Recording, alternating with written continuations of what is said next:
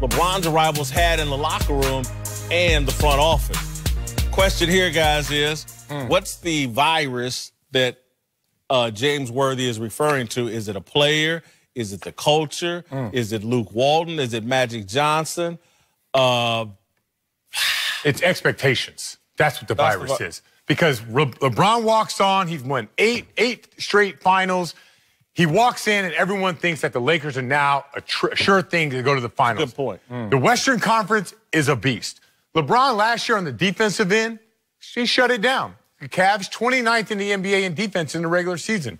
Postseason came, flipped the switch. He's a nice little 4 seed. They go all the way to the NBA Finals.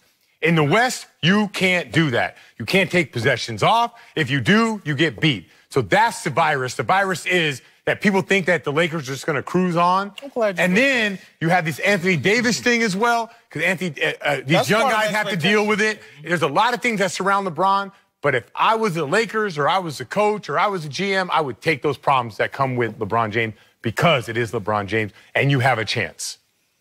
Go ahead, basketball. Listen, pressure makes diamonds or bust pipes. And you're putting a set of individuals in pressure situations and expectation, as you said, to be a title contender, whether they like it or not. And that comes with daily expectations of being a winner. And I don't think most of the people understood what comes with that. The daily pressure of being a winner, the daily media attention that you get.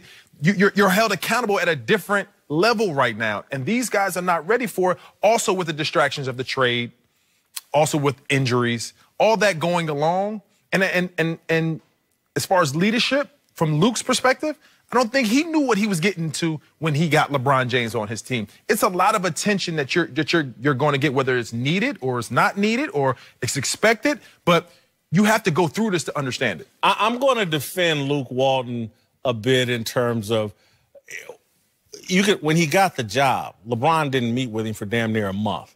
So it's hard to get your arms around that situation if the guy won't even meet with you. So I think Luke would say, you know, I got dealt a bad hand from the jump. I love your point about expectations, and that I do believe is what's going on from the young people, and the expectations are why the Anthony Davis thing is even a major issue, because the expectations made them make a desperate bid to go try to get him before the trade deadline. And so I think you're right, because one, I say that about Luke Walton because I've watched James Worthy this season. He defends Luke Walton pretty strongly. Yeah, I don't think the pronoun is about a him or her. It's about it. And LeBron James, when he shows up, it's beyond the it factor. Like, he vibrates the concrete, LL Cool J style. Like, when he shows up, everything's affected. And case in point, I saw him this summer at one of these parties. And I was sitting there right between where he was coming in and where he needed to go.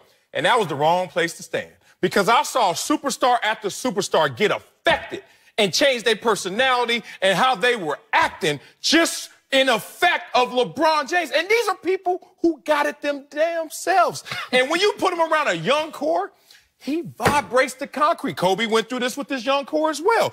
Everywhere he goes, you can say he takes the oxygen out the room. You don't feel comfortable in your skin. You don't act the same way, because everything you're doing in deference to what is he going to think? What is he going to do? And I've talked to these players candidly. I won't call them out, but they say it is a very difficult experience being around not only Mamba, but LeBron, because you don't know where your game fits in. It's almost like you have to fit it in with whatever's remaining instead of just fully exposing it. It sounds kind of toxic. It sounds a little... No, it's not. It's not. It's actually, I'm sure Jordan was like that. Viruses are toxic. Well, no, this is a little bit different, because LeBron signs with the Lakers, and I'm not sure he signed to go play with Ball, Kuzma. Now, I like those guys a lot. I think they're actually good players. But if you think about last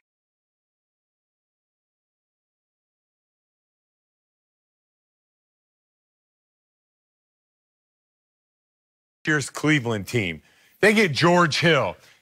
Expectations are there. He didn't handle it well. Jordan Clarkson didn't handle it well. Last year, Isaiah Thomas went there. Jay Crowder, guys who performed in the past, they didn't handle the pressure of what it's like to be with LeBron James. That's not an easy thing to do. Some people are good with Kind it. of toxic. You stop that. That sounds kind of toxic. I'm just saying. Kevin Durant said it, and we act like no one else. He said it about he said it about the media members and how they always take his side, which is also part of it. That is part of it. Like they go in there. Isn't the media part of the expectations and the pressure? Yeah. It sounds kind of toxic. Why is that his fault though? Why is that LeBron's fault? He's trying to win championships. Stop that. There's not a It's difficult to be around them fit all. It's not a one size fit all for being involved in that situation. You have to know who you are as a basketball player, and I think you can understand that once you define and understand who you are. Now you're prepared to give something to a basketball team. You don't get that when you first come in the NBA. For your first 5-6 years, you're trying to develop into what you're going to be. No one comes in as a superstar. Some people develop from underrated to a superstar. But then it takes a period when you define who you are and how you can be humble enough to throw yourself into a team. You don't have a roster in that capacity right now. You don't have guys who know who they are, know how they're going to affect the game on a nightly basis. You know what you're going to get.